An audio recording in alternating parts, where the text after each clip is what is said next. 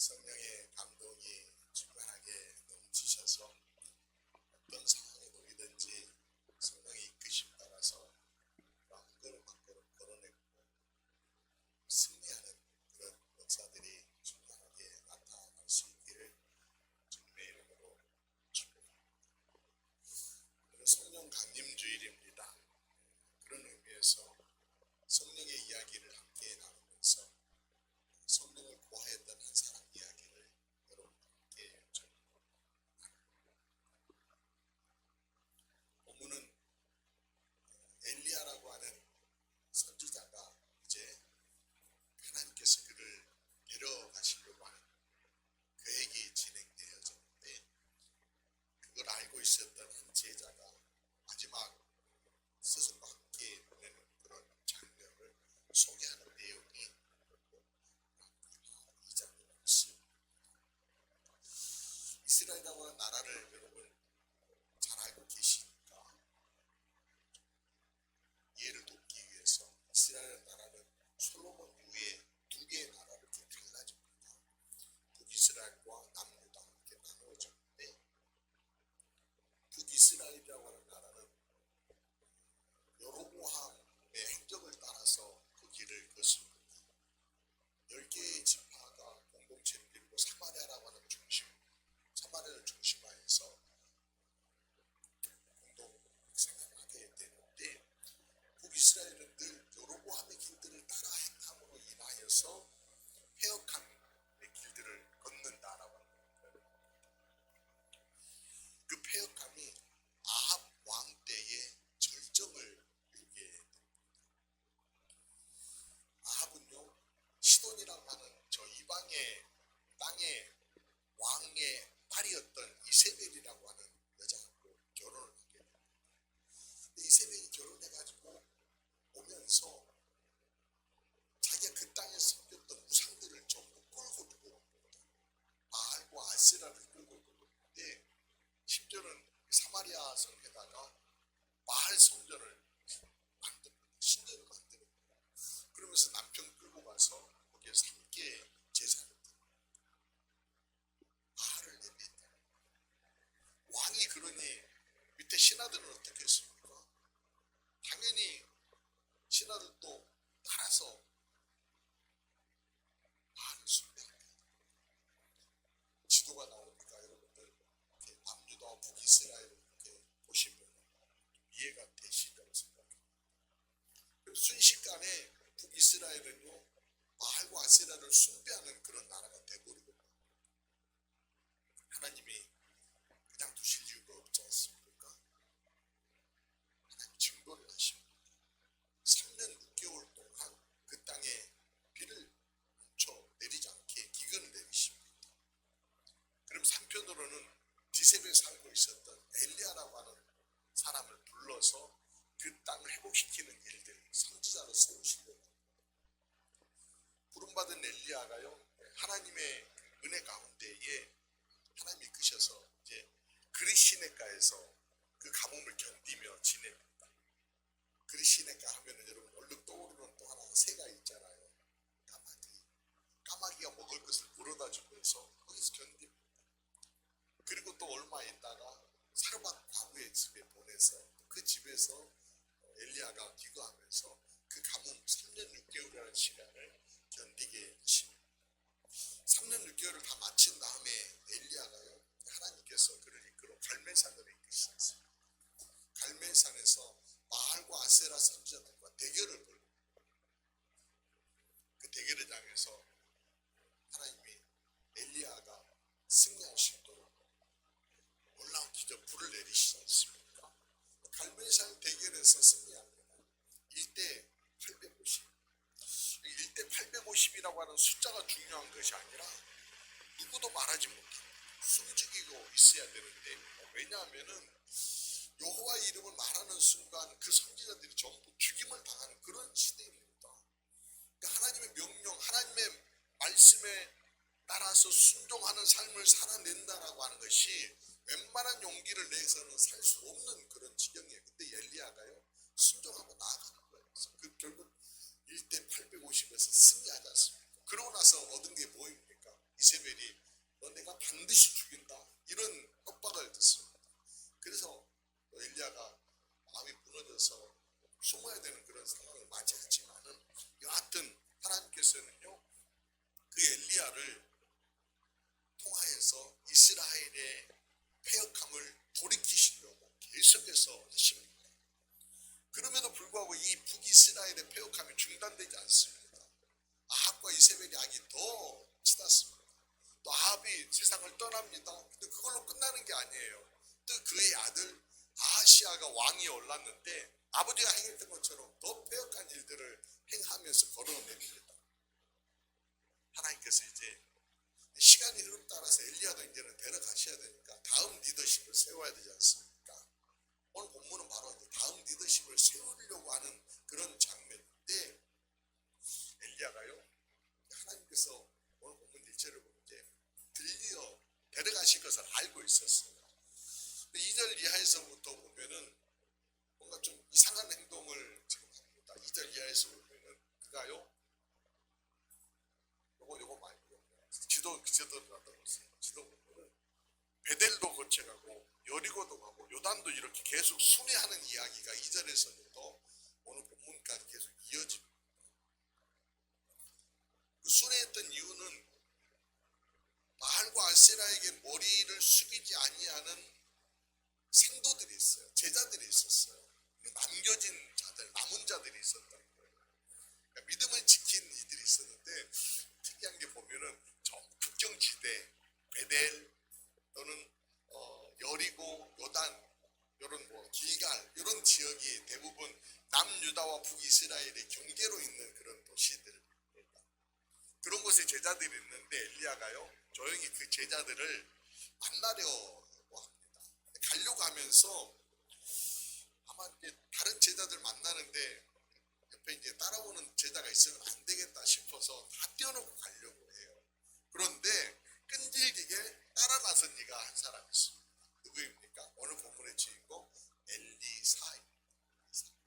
본문 2절을 보면은 2절, 4절, 6절에서 반복되는 말이 있습니다. 엘리야는요, 너는 여기 머물러 있어라. 넌 따라오지 마. 그렇게 얘기하는데 그때마다 엘리사가 뭐라고 해요? 같이 볼까 밑에 여호와의 살아계심을 두고 맹세하노니 내가 당신 곁을 떠나지 아니하겠나이다.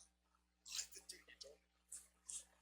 여러분 예수님의 제자 가운데 굉장히 끈질겼던 제자가 있어요. 요거 엘리사 보니까 딱 떠오르는 제자 이름이 제자 한 사람 있지 않습니까? 누굽니까? 베드로.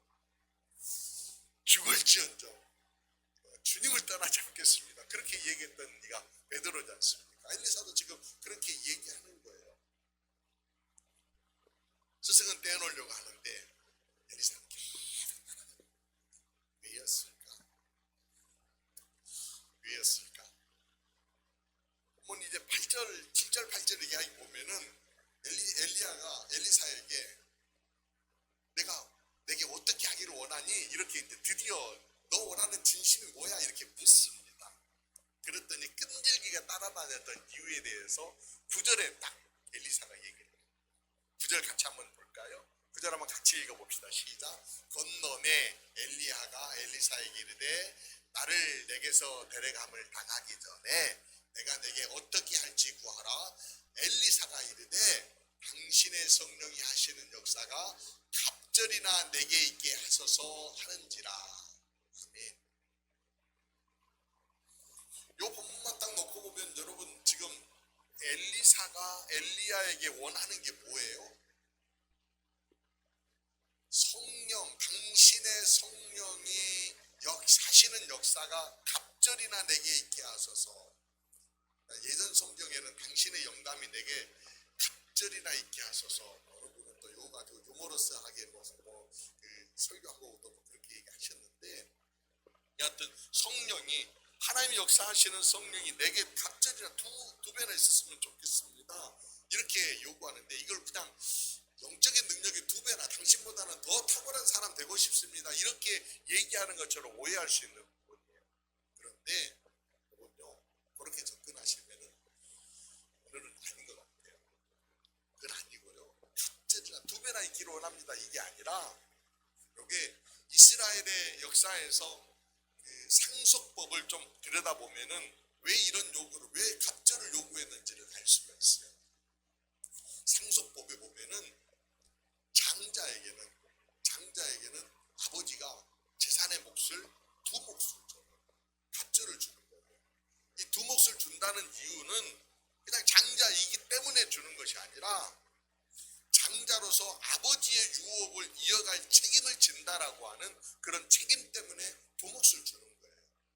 그러니까 엘리야에게 지금 갑절의 그 당신의 성령이 하시는 역사가 갑절이나 내게 있게 하소서 두 몫을 주십시오라고 요청하는 것은 결국은 내가 헌신하겠습니다. 장자와 같이 책임지고 당신의 계승자가 되어서 책임지고 감당하겠습니다라고 하는 결단인 거예요. 선지자의 스승이 했던 일을 죄다가 물려받는다. 여러분 좋아 보이시죠? 좋은 거 아니야. 엘리야가 했던 거 엘리사가 물려받는 거니까 당연히 물려받는 거 좋은 거지. 그런 능력도 늘려받고 그렇게 볼 수 있는데 당시 시대를 한번 놓고 보세요. 시대가 어떠했는지 한번 놓고 보세요. 어둠이 가득합니다. 진리의 길을 걷는 자들에게 대적하는 우리들이 주변에 넘쳐납니다. 목숨 그렇게 보장되어져 있는 길이 아닙니다. 사역의 길, 이건 가시밭입니다. 누구도 만만히 가겠습니다라고 얘기하는 이가 나올 수 없는 그런 길이 바로 이 길입니다. 그런데 오늘 본문에 엘리사가 내가 이게 가겠습니다. 끈질기게 따라와서 끝자락 구절에서 내가 이게 가겠습니다. 선생님 내게 그런 은혜가 있게 구해 주십시오 하고 그렇게 지금 결단을 요청하는 거예요. 잠언 28장 28절 말씀 보면 이런 말씀이 있어요. 같이 한번 볼까요? 잠언 28장 어때요? 제가 읽어드릴게요. 악인이 일어나면 사람이 숨고 그가 멸망하면 의인이 많아지느니라. 악인이 일어나면 사람이 없는데 어떻게 한다고요? 숨고. 악한 통치가 일어나면 사람들이 다 도망간다는 거예요. 다른 말하고 정의를 외쳤다가는 지도새도 모르게 죽임 당할 수 있기 때문에 다 숨는다는 거예요. 아합의 시대가 그랬어요. 아합의 시대가. 엘리야도요. 아합의 폭정 앞에서 하나님 앞에 이런 호소를 한 적이 있었어요. 열왕기상 19장 10절 말씀 보면은 이런 말씀이 있어요. 내가 만군의 하나님 여호와께 열심히 유별하오니 이는 이스라엘 자손이 주의 언약을 버리고 주의 제단을 헐며 칼로 주의 선지자를 죽였음이오며 오직 나만 남았거늘 그들이 내 생명을 찾아 빼앗으려 하나이다. 그들이 내 생명을 지금 빼앗으려고 해요. 하나님 어떻게 해요? 라고 지금 울부짖고 있는 거예요. 선지자들을 그냥 막 죽이는 그런 처참한 일들이 주변에서 일어나고 있는데 내 생명마저 빼앗으려고 해요. 하나님 어떻게 해요? 나 숨어야 되겠어요. 나 감당하기 싫어요. 힘들어요. 라고 투정하듯이 지금 엘리야가 하나님에게 기도하는 거예요. 그런데 엘리사가 지금 그 길을 가겠다. 제가 선생님 뒤를 이어서 그 길을 계속 하겠습니다라고 지금 결단하고 있는 거예요. 그러면서 요구한 것이 좀 특이하죠. 당신의 성령이 하시는 역사. 당신의 성령이 하시는 역사. 그러니까 알고 있어요. 지금 엘리야가 이런 놀라운 능력을 행하는 것이 무슨 뭐 개인적인 어떤 인간 엘리야가 탁월해서 하는 것이 아니라 하나님께서 성령을 통하여서 그에게 역사하시고 있다라고 하는 것을 그가 알고 있어요. 그러니까 엘리사도 역시 내가 내 힘으로 지금 감당하려고 하면은 당연히 못하죠. 이 일을 할 수가 없는 거예요. 그러니까 당신의 성령이 역사하셨던 그 역사, 그 성령께서 내게 임하시기를 원합니다라고 지금 성령을 구하고 있는 거예요. 그 성령을 구한다라고 하는 것이 왜 믿는 사람들에게, 하나님의 사역자들에게, 오늘 우리들 이 시대를 살아가는 우리에게 왜 중요한지 두 가지 이유가 있어요. 여러분에게 성령이 필요한 이유, 나에게 성령이 필요한 이유가 뭐겠어요? 첫 번째는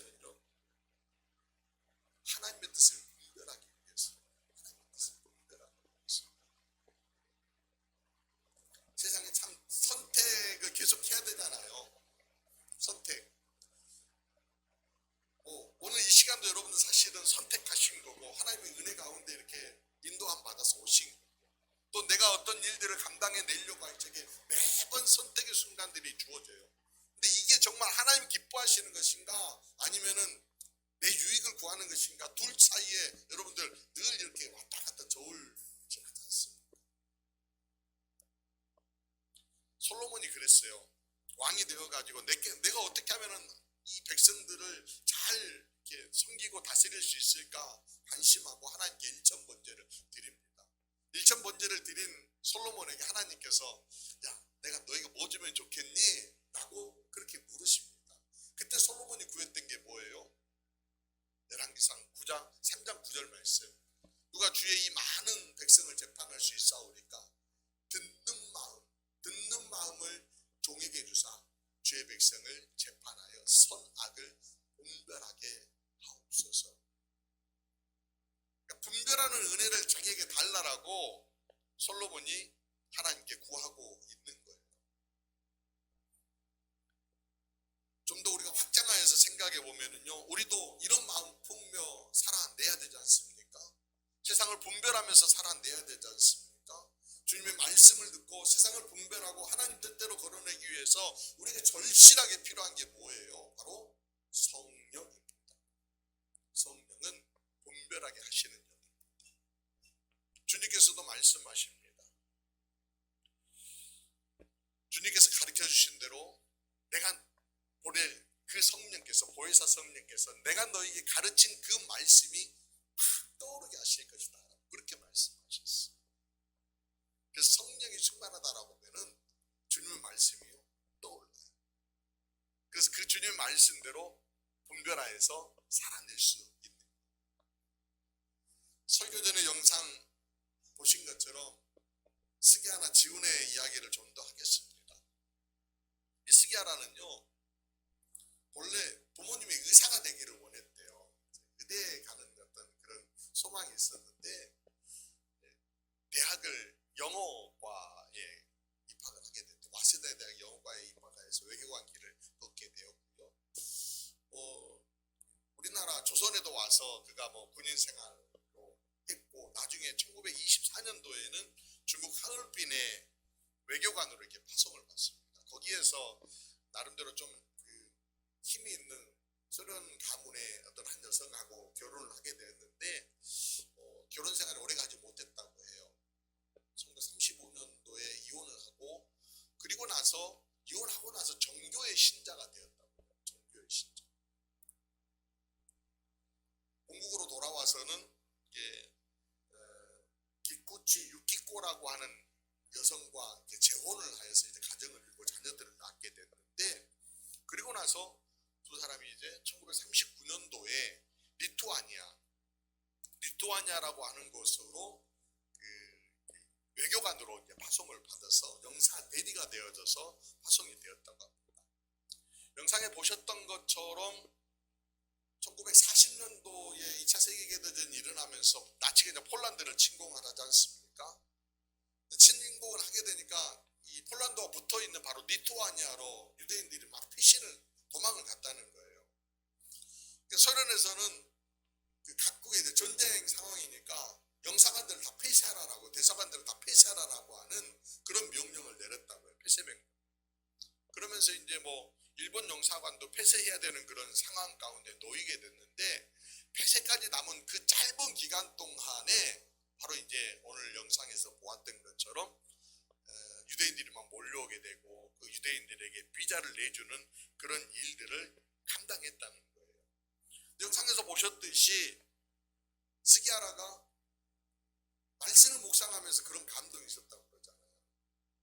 사도행전 5장 29절 베드로와 사도들이 대답하였는데 사람보다 하나님께 순종하는 것이 마땅하니라. 그 말씀을 읽으면서 어떻게 해야 될까라고 할 적에 그 말씀이 팍 떠오른 거예요. 그렇지 않습니까? 사람에게 순종할래? 하나님께 순종할래? 사람 말을 들을래? 하나님 말씀 들을래? 하나님 말씀에 비추어 보니까 자격이 모자라고 좀 지금처럼 공경에 처해져 있는 저런 사람들이 막 건져내야 되겠다라고 하는 그런 마음이 그의 마음 가운데 들었다는 거예요. 그래서 그는요, 본국에서는 너 안 돼! 안 돼라고 하는 그런 회신을 3번씩이나 보냈지만은 자신의 결단으로 비자를 발급을 합니다.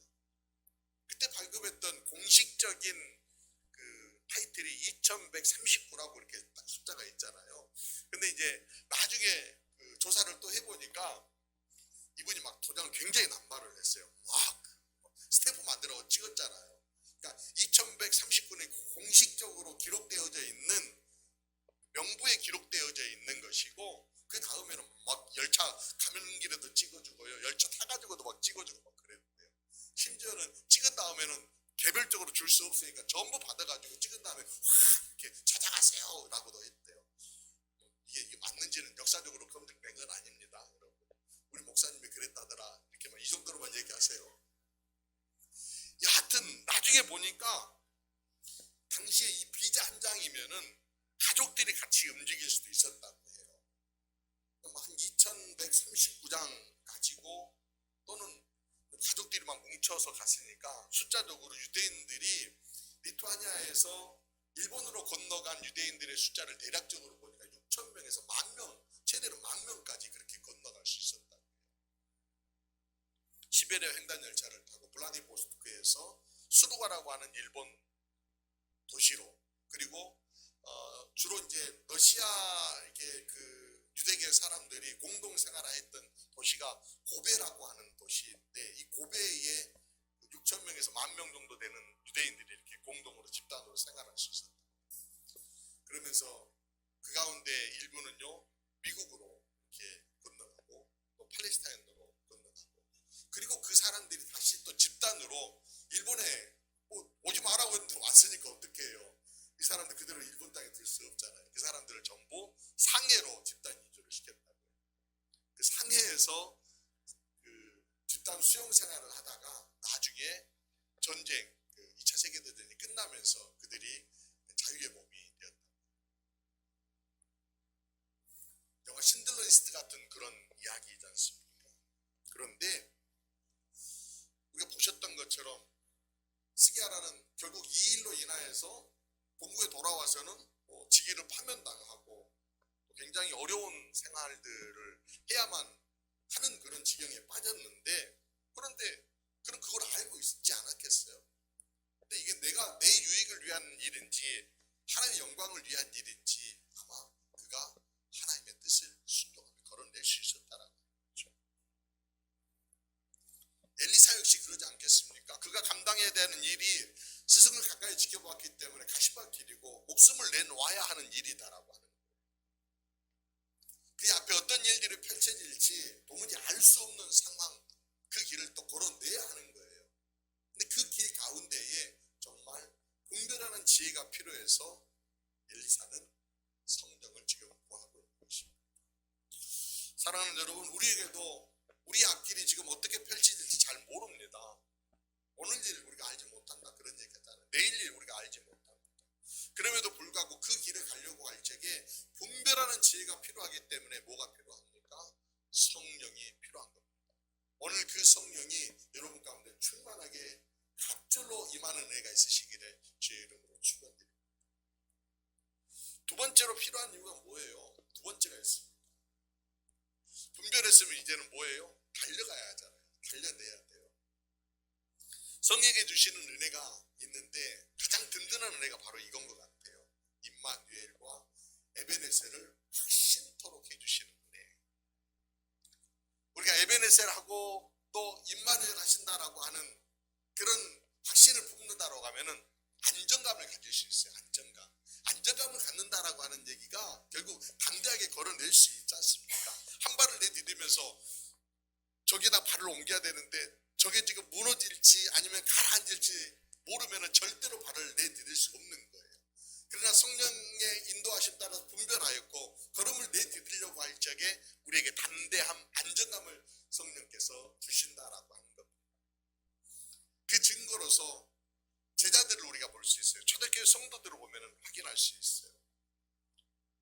예수님을 3년 동안 따라다녔던 제자들이 함께 먹고 마시고 자고 설교 들었던 이들입니다. 그런데 예수님 붙들리시고 잡히시고 십자가에 달려 돌아가시니까 전부 뿔뿔이 흩어집니다.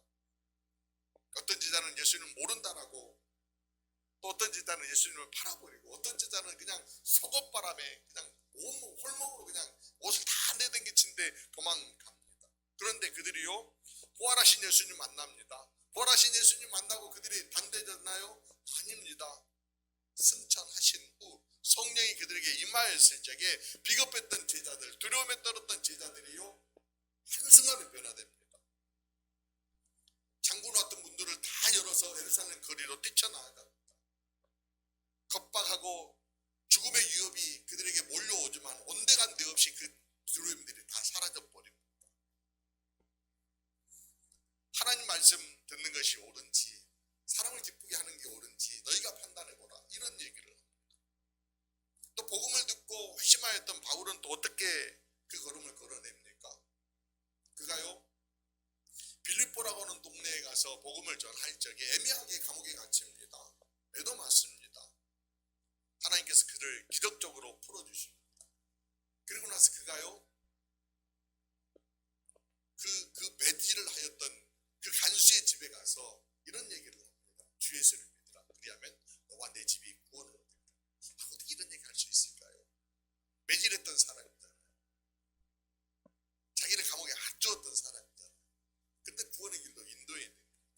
복수와 원망의 마음이 없는 거예요. 평화의 마음인 거예요. 성령이 다스리시는 공동체 보십시다. 다 도망갔던 사람들 아닙니까? 불편이 서로 흩어졌던 사람들입니다. 그러니까 야 너도 도망갔던 사람이지 원망하고 불평할 수 있는데 전혀 그러지 않습니다. 자신들이 가지고 있는 것들을 전부 교회 앞에 내어놓고 필요에 따라서 필요를 나누는 그런 일들을 해요. 세상을 향해서 두려움이 없는 존재들이 되어버립니다. 목숨을 아까워하지 아니하고 전생을 다해서 헌신하는 사람들로 탈바꿈 합니다. 어떻게 저렇게 담대하게 걸어낼 수 있을까요? 성령이 그들 가운데 함께 하시기 때문에. 제가 지난 주간에 그 신안에 그 탐방을 이렇게 다녀왔습니다. 12사도 길이라고 하는 그 길들을 이렇게 걷고 왔는데 신안에 가보면은 문중경 전도사님이 사역하셨던 그 증도라고 하는 섬 바로 아래쪽에 대기정도, 소기정도, 소학도 이렇게 이제 섬들이 쭈르르르 있는데 그 섬이요 물이 빠지면은 다 연결이 돼요. 물이 확 차면은 섬이지만은 따라 떨어진 섬이지만 물이 빠지면은 다 이렇게 연결이 되는 섬에서 그 섬들을 신안에서 12개의 교회를 조그맣게 모여서 지어놨어요. 그 길을 걷는데 소학도에 들어가서 소학교회를 보니까 이런 문구 하나가 있어요. 방랑자에서 순례자로. 아마 그 길을 걸으면서 방랑자로 삶을 살았으면 이제 방랑자는 접고 순례자로 삽시다 라고 하는 그런 어떤 분기처럼 다가왔습니다. 말씀을 준비하면서 우리가 살아내야 되는 길들이 바로 순례자의 길 아닌가요? 순례자의 길을 걸어내려고 할 때 가장 절실하게 필요한 것은 담대함이라고 생각합니다. 담대함. 서로 붙잡아주고 서로 용기 내어서 이 길 걸어내자라고 하는 거예요. 사랑하는 여러분, 우리 그렇게 걸어내십시다. 우리 걷는 길들이 정말 힘들고 어려움이 가득한 길들이다 할지라도 주님이 우리를 붙들어 주십니다. 주님이 우리와 함께 하십니다. 성령께서 보증이 되어 주십니다.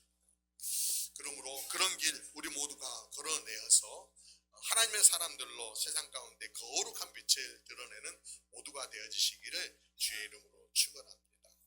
기도드리시겠습니다. 거룩하신 주님, 성령 강림절 아침입니다. 성령을 향한 거룩한 감심을 품게 하시니 고맙습니다. 주님의 종 엘리사가 어두운 시대에 하나님의 뜻을 세우고 사역을 감당하는 결단을 하며 성령의 은혜를 구하였듯이 이 시대에 하나님의 사람들 세상에서 빛으로 소금으로 살아내기 위해 성령이 하시는 역사가 우리 모든 심령들 가운데 갑절이나 불처럼 일어나기를 원합니다. 주님, 우리 가운데 엘리사에게 부어주셨던 이 성령이 하시는 역사가 우리 가운데 넘치도록 역사하여 주옵소서.